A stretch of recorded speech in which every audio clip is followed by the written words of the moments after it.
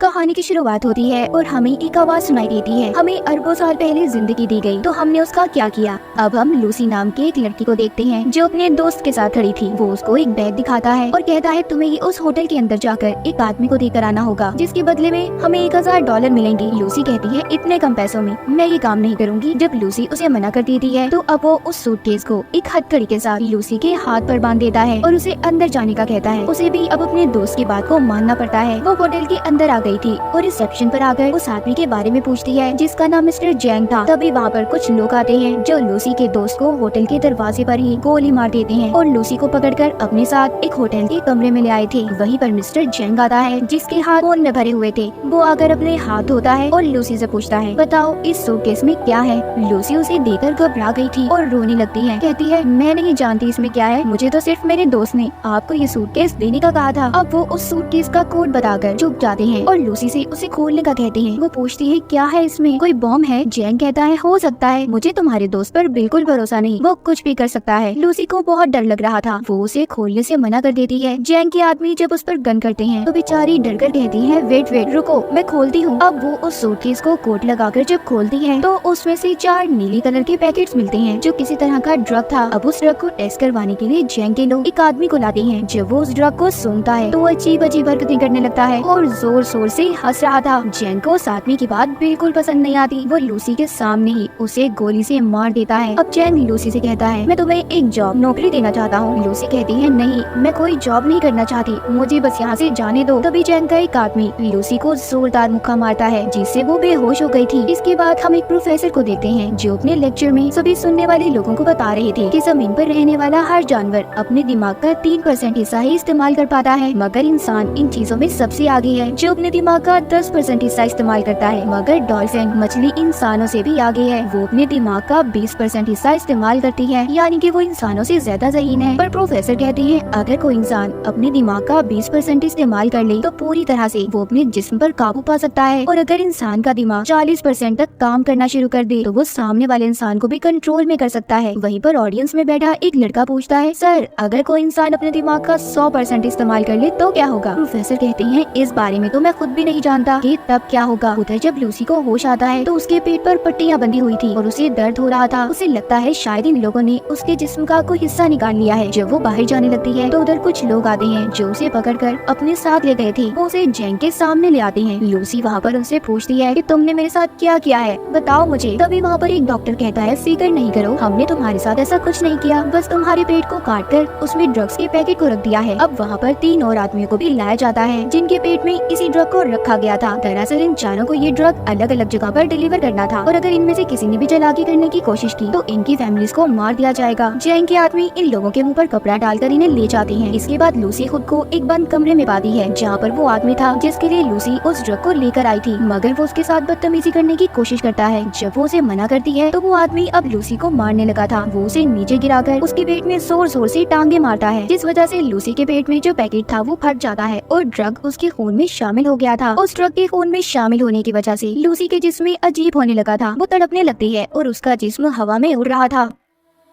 जब उसको होश आता है तो लूसी अब नॉर्मल हो गई थी, वो पहले जैसी लूसी नहीं रही थी। जब वो आदमी दोबारा से उसके पास आता है जो पहले उससे बदतमीजी करने की कोशिश कर रहा था तो अब वो उसे खूब मारती है और उस जगह से बाहर आ गई थी। वो बाहर आकर वहाँ पर सभी बैठे हुए लोगों को मार देती है। इस लड़ाई में लूसी को भी एक गोली लग गई थी, मगर वो बड़े ही आराम से उस गोली को अपने जिस्म से अपने ही हाथ से बाहर निकाल देती है। दिखने में ऐसा लग रहा था कि जैसे उसे कोई दर्द ही महसूस ना हो। अब लूसी उस जगह से बाहर निकलकर कुछ और लोगों को अपनी गन से मार देती है और फिर टैक्सी लेकर हॉस्पिटल पहुंचती है जहां पर कुछ डॉक्टर एक मरीज का ऑपरेशन कर रहे थे। वो स्क्रीन पर जब उस मरीज के दिमाग को देखती है जिसके बाद उसे गोली मार देती है और डॉक्टर से कहती है कि यह आदमी वैसे भी मरने वाला था, मगर लूसी कैसे जानती थी कि वो मरने वाला है। शायद इस पर उस ड्रग का असर था और इसका दिमाग अब 20% काम कर रहा था। वो डॉक्टर पर गन करके कहती है कि मेरे पेट में ड्रग का पैकेट है, जल्दी से मेरा ऑपरेशन करो और ड्रग को बाहर निकालो। डॉक्टर गन को देखकर डर जाता है। उसके पास लूसी की बात को मानने के अलावा कोई और रास्ता नहीं था। जिसके बाद लूसी अपनी मॉम को फोन करती है है और कहती है कि मॉम, मैं सब कुछ महसूस कर पा रही हूँ, ये हवा, जमीन की आवाज, अपने अंदर की आवाज, सब कुछ, यहाँ तक कि मुझे अपने बचपन की सारी बातें याद हैं कि कैसे मैं बड़ी हुई। लूसी अपनी मॉम से बात करती रोने लगी थी और उनका शुक्रिया करती है कि उन्होंने उसे इतना प्यार दिया। डॉक्टर अब उसका ऑपरेशन करते हैं। उन्होंने एक पैकेट को उसके पेट से बाहर निकाल लिया था कि इतना सारा CPH4 ड्रग, वो भी इतनी मिकदार में। डॉक्टर ये सोचकर हैरान और परेशान थे कि लूसी के जिस्म में अगर ये ड्रग शामिल हो गया है तो वो अब तक कैसे जिंदा है। लूसी डॉक्टर से कहती है कि मैं ज्यादा देर जिंदा नहीं रह सकती। वो अब ठीक होकर जैंग के पास वापस जाती है और उसके सभी आदमियों को एक एक करके मार देती है। फिर उसके बाद वो जैंग के पास जाकर उसके दोनों हाथों में चाकू को मारकर उससे पूछती है कि मुझे बताओ,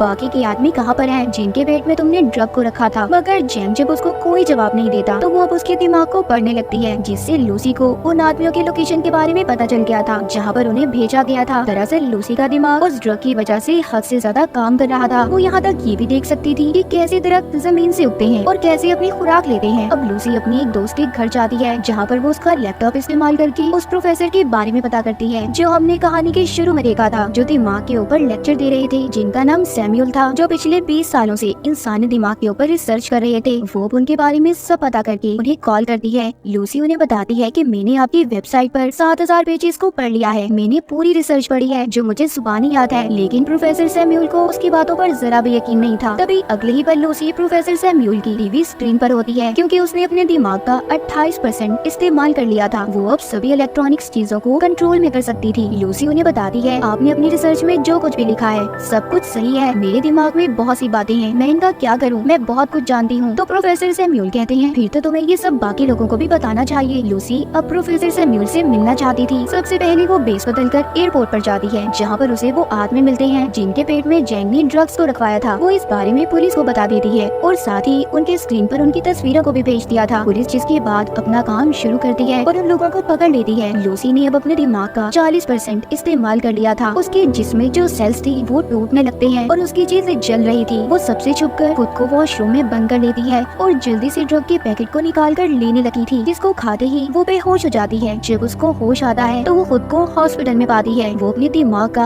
अब 50% इस्तेमाल कर पा रही थी। वहाँ पर पुलिस भी आ जाती है जो लूसी को गिरफ्तार करने आई थी, मगर लूसी अपनी ताकत का इस्तेमाल करती है। उसने इंस्पेक्टर के अलावा वहाँ पर जितने भी पुलिस वाले थे सबको बेहोश कर दिया था। जैसे कि प्रोफेसर सैमुअल ने बताया था कि जब इंसान 40% से ज्यादा अपने दिमाग का इस्तेमाल करेगा तो वो दूसरों पर भी काबू पा सकता है, और लूसी के साथ भी ऐसा ही हो रहा था। उसके साथ ऐसा इसलिए था कि जैसे जैसे वो ड्रग की मिकदार को अपने जिस्म में बढ़ा रही थी उसका दिमाग ज्यादा से ज्यादा काम कर पा रहा था।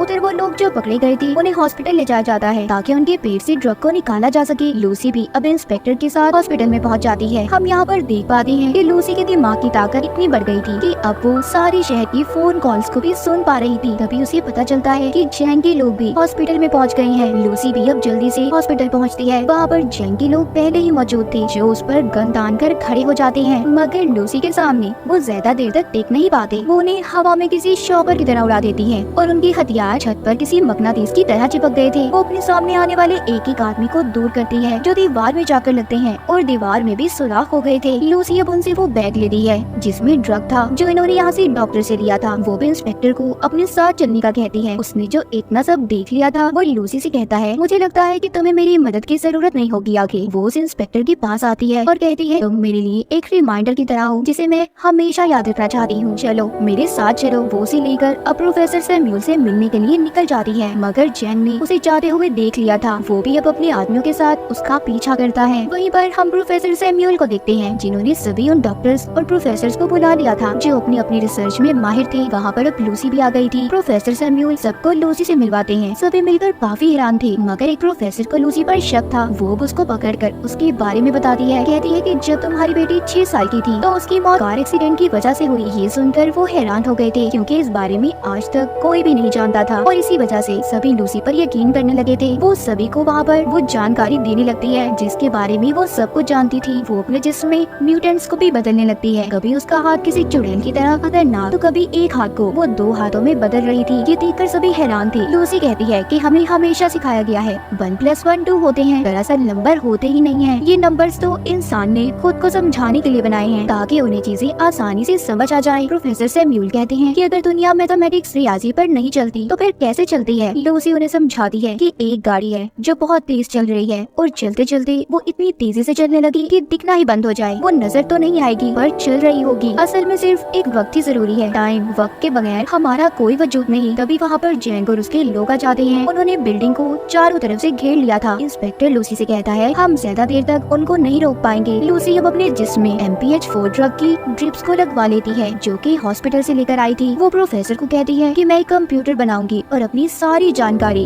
उसमें महफूज कर दूंगी, फिर जिसके बाद आप उसे एक पेन ड्राइव में स्टोर कर लेना जो आगे की जिंदगी में इंसानों की भलाई के लिए काम आ सकता है। प्रोफेसर जानते थे कि इतने ज्यादा ड्रग्स की डोज लेने के बाद लूसी बच नहीं पाएगी। लूसी भी इस बात को जानती थी मगर अब वो खुद को सेक्रीफाइस कुर्बान करने के लिए तैयार थी। वो अपने दिमाग के 70% हिस्से को इस्तेमाल करती है जिसके बाद वो कमरे में मौजूद सभी मेटल्स और एनर्जी का इस्तेमाल करके एक बहुत बड़ा कंप्यूटर तैयार करती है जिसके अंदर वो अपनी सभी जानकारी को स्टोर करने वाली थी। और फिर वो अपने दिमाग का 80% हिस्सा इस्तेमाल करके एक कंप्यूटर तैयार करती है जो इस तरह की नॉलेज जानकारी को स्टोर कर सकता था। लूसी अपने दिमाग को इस हद तक इस्तेमाल कर लेती है कि वो वक्त के दूसरे हिस्से में भी पहुंच गई थी, यानी कि वो टाइम ट्रेवल भी कर सकती थी। इसके बाद वो हजारों साल पीछे जाकर जमीन पर जब डायनासोर थी वहाँ पर पहुँच जाती है। जब वो उस वक्त से थोड़ा और पीछे जाती है तो वो उस वक्त में पहुँच गई थी जब इंसान का कोई वजूद ही नहीं था, सिर्फ चंद ही एक इंसान थे मगर वो भी जानवरों के रूप में। अब लूसी वापस आती है। जैसे जैसे वो अपने दिमाग का इस्तेमाल कर रही थी उसका जिस्म गायब होता जा रहा था। जब वो 99% अपने दिमाग का इस्तेमाल करती है तो आसमान पर उस वक्त में पहुंच जाती है जब जमीन का ये हिस्सा बना था। वहाँ पर अब जैंग भी आ गया था। इससे पहले वो लूसी को मारता वो अपने दिमाग का 100% हिस्सा इस्तेमाल करके गायब हो गई थी। वहीं पर इंस्पेक्टर आ जाता है जिसने अब जैंग को मार दिया था। लूसी प्रोफेसर को आकर पेन ड्राइव देती है जिसमें उसने अपने दिमाग के सारे डाटा को स्टोर कर दिया था। इंस्पेक्टर पूछता है लूसी तुम कहाँ पर हो? तभी उसके फोन पर मैसेज आता है आई एम एवरीवेयर, मैं हर जगह पर हूँ। कहानी के आखिर में हम वही आवाज को सुन पाते हैं जो हमने कहानी के शुरू में सुनी थी कि अरबों साल पहले हमें जिंदगी दी गई मगर हमने उसके साथ क्या किया, क्या समझा अपनी जिंदगी को। हमें एक बहुत ही एडवांस कंप्यूटर दिया गया है और वो है हमारा दिमाग, मगर हम पैसे कमाने के लिए अपने जिस्म का तो इस्तेमाल करते हैं मगर अपने दिमाग को कोई समझ पाता है। और इसी के साथ इस मूवी की कहानी यहीं पर खत्म हो जाती है।